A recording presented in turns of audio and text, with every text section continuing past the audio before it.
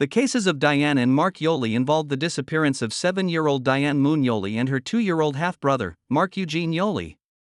The children were last seen around 3:15 p.m. on September 13, 1962, as they made their way to the playground at Camp Lejeune, a military base in North Carolina where their father was stationed. Given the time period, their parents were not immediately alarmed by their absence, as Diane and Mark were known for their adventurous nature and had a history of wandering off. On one occasion, they were even discovered sleeping under a tree. However, as night fell and their absence continued, their parents became increasingly worried. Residing on Butler Drive, they began searching for their children and notified the base and local authorities about their disappearance. A large-scale search operation was initiated, involving over 1,000 Marines who scoured the area in the following days, yet no trace of the children was found. It appeared as though they had vanished without a trace. Initially, police speculated that the children may have fallen into a nearby swamp, but no evidence was ever recovered. For decades, the case remained unsolved until 1992, when a woman named Marjorie Hunt reached out to Onslow County Sheriff Ed Brown, claiming to have information regarding the children's fate. Sheriff Brown, who had been a teenager in the area at the time of the disappearance, remembered that he had a girlfriend who lived nearby. A couple named Henry and Marjorie Hunt became the focus of considerable speculation. They resided approximately 13 miles from the playground where Mark and Diane disappeared. In discussions with the National Center for Missing and Exploited Children, Ed recalled that his girlfriend's family frequently mentioned the peculiar activities they observed on the Hunt property. At that time, his girlfriend's family owned a German Shepherd, which would often escape the yard and head straight to the Hunt's property, where it would sniff around the areas near their crawl space. Tragically, Marjorie Hunt passed away before law enforcement could question her, but on her deathbed, she revealed to her daughter what her ex-husband Henry had confided to her. Henry, who died a year prior at the age of 85, was a convicted child molester and remains the sole suspect in this case. Marjorie alleged that during the time of the children's disappearance, Henry confessed to her that he was responsible for their abduction and subsequent deaths. According to Hunt's account, on the day the children went missing, he took them from the park to go fishing on his boat. While they were on the water, 2-year-old Mark fell overboard and drowned. In a state of panic, Hunt then killed Diane and retrieved Mark's body. He subsequently traveled to a rock quarry in Mayselle, North Carolina, where he disposed of the remains, influenced by his prior experiences with the Hunt family, particularly his former girlfriend's dog's fixation on the crawl space, along with the various rumors surrounding the couple. Rumors circulated in the town regarding the couple, with Sheriff Ed Brown firmly believing that instead of disposing of the bodies in the quarry, Henry Hunt had taken the corpses to his residence and buried them on his property. However, it was not until several years later, in 2011, that any significant developments occurred. A developer acquired the land and was informed of the situation by Ed, who requested that he remain vigilant for any evidence during the redevelopment process. The developer complied with Ed's request, and while the home was being demolished, the crew discovered a shovel, a jawbone, 2 smaller bones, and a child-sized pink vinyl belt hidden beneath the floorboards.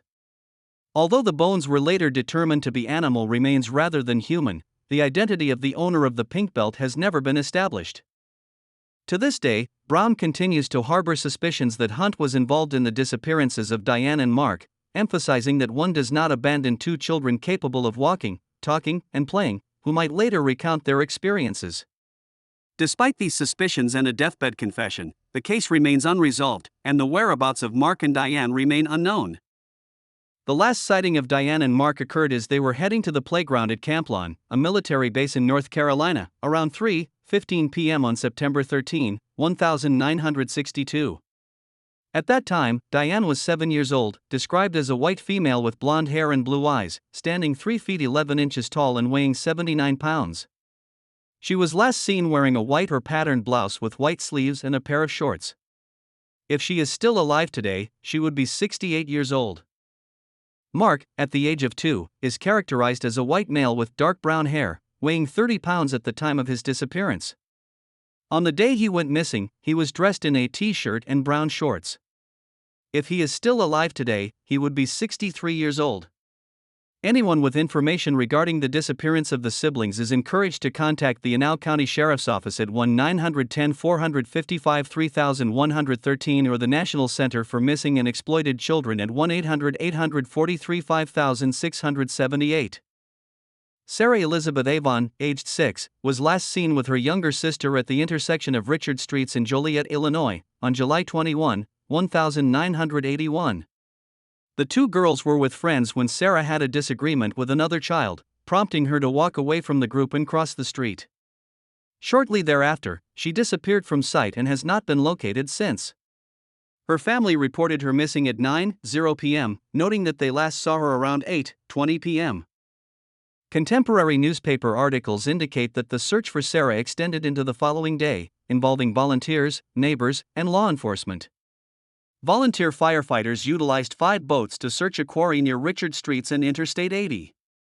Sarah's mother recalled that her daughter was well acquainted with many individuals in the area, stating that she regularly attended church, took swimming lessons, played football, and practiced ballet. She expressed her distress, saying she had been trying to remember who Sarah might have trusted.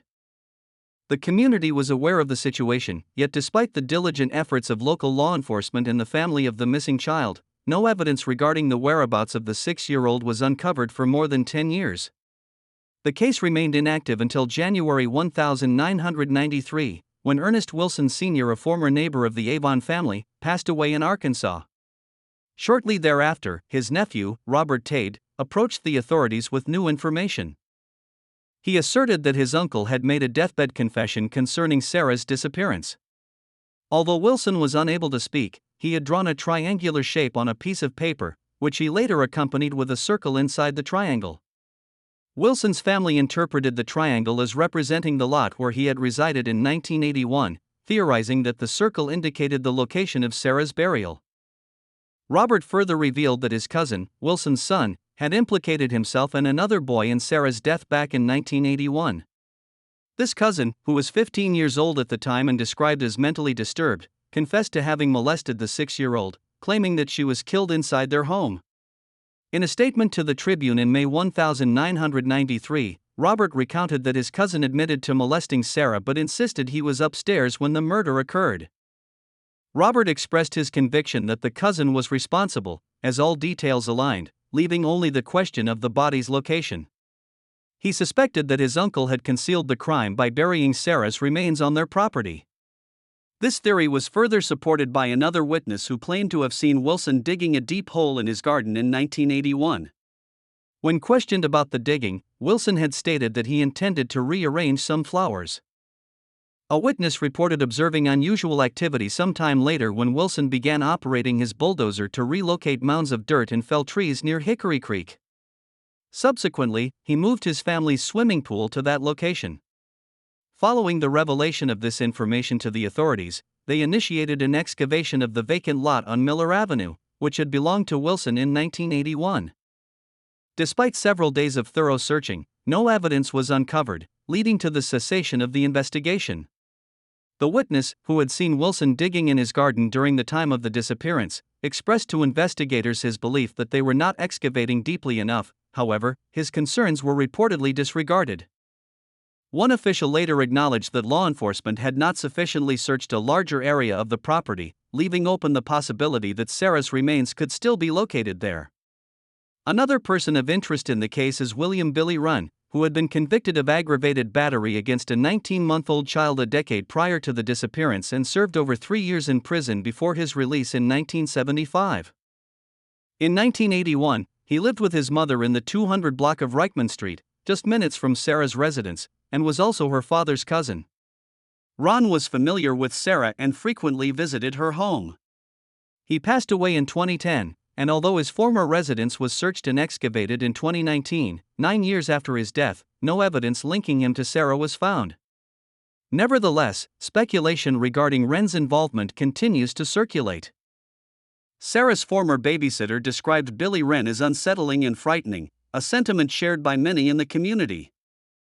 Billy was a figure that many in the community remembered with unease. One of her children later developed a fear of delivering newspapers or collecting payments from him. Another local woman described him as unsettling, recalling that during her childhood paper route, he would make inappropriate comments, instilling a deep fear in her. At the time of Sarah's disappearance, Runn was questioned, and a brief search of his residence was conducted. However, no evidence linking him to the case was discovered. Despite the lack of direct evidence connecting Runn to Sarah's disappearance, local residents remain convinced of his guilt.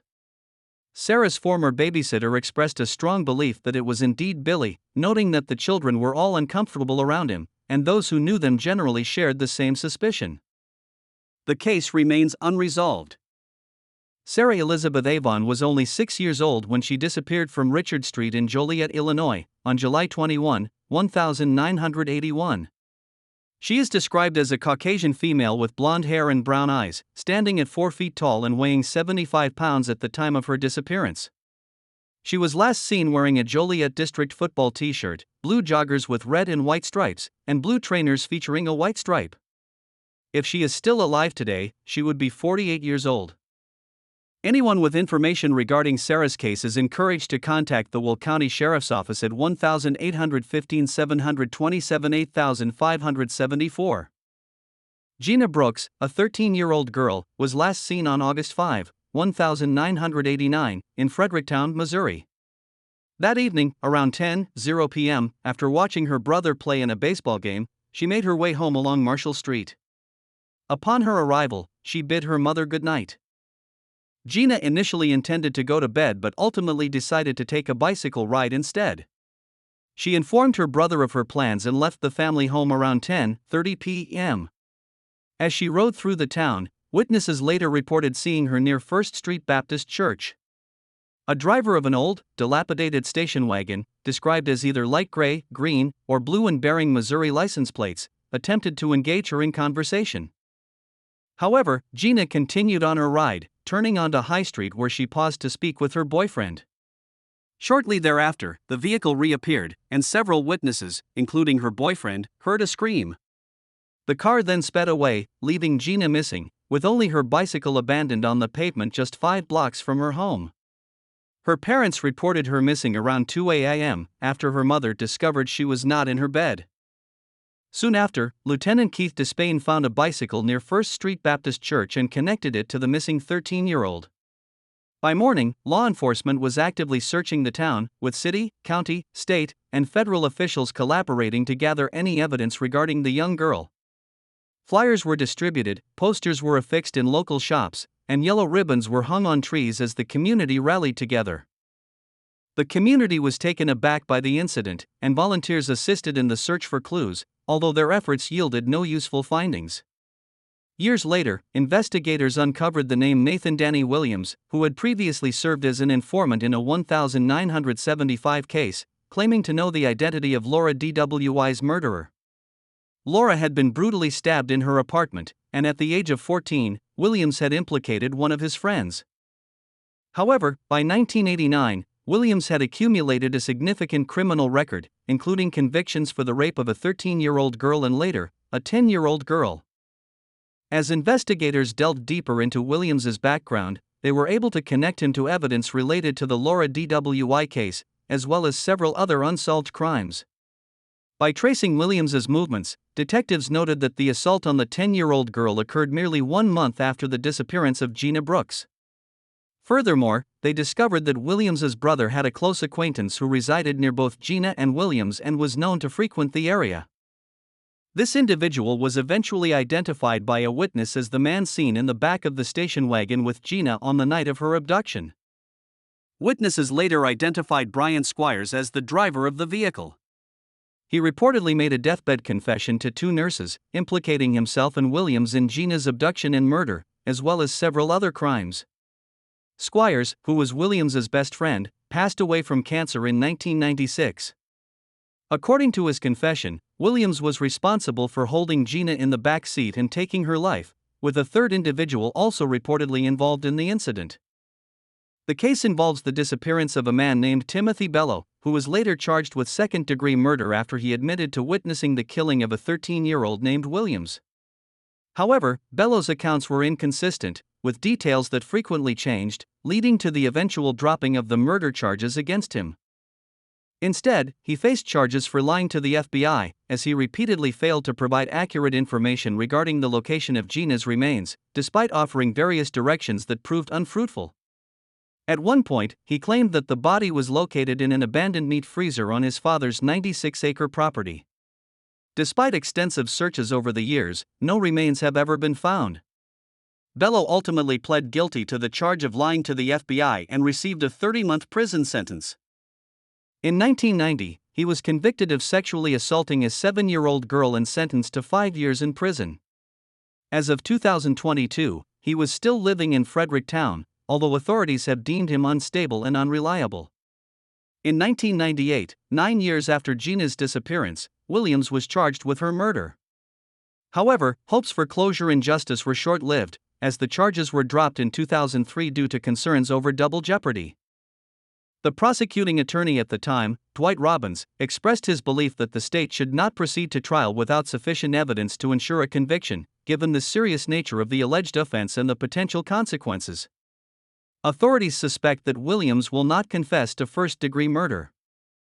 The charges against him could potentially lead to the death penalty, as authorities believe he is responsible for the abduction and murder of Gina in 1989. However, there is speculation that he may not confess to his involvement in the crime unless a plea deal is offered. Investigators have also identified Williams as a suspect in the disappearance of 12-year-old Tammy Rose Stamm, who was last seen at a youth shelter in St. Charles, Missouri, on August 1, 1979. There are suspicions regarding his connection to additional crimes. He remains incarcerated and will not be eligible for parole until 2039. The case remains unresolved. Gina Dawn Brooks was last seen on August 5, 1989, in Fredericktown, Missouri, when she was approached by a suspicious-looking station wagon with Missouri license plates. The vehicle was possibly light gray, green, or blue. At the time of her disappearance, Gina was 13 years old, described as a white female with blonde hair and green eyes. She had several white scars on the shin of her left leg.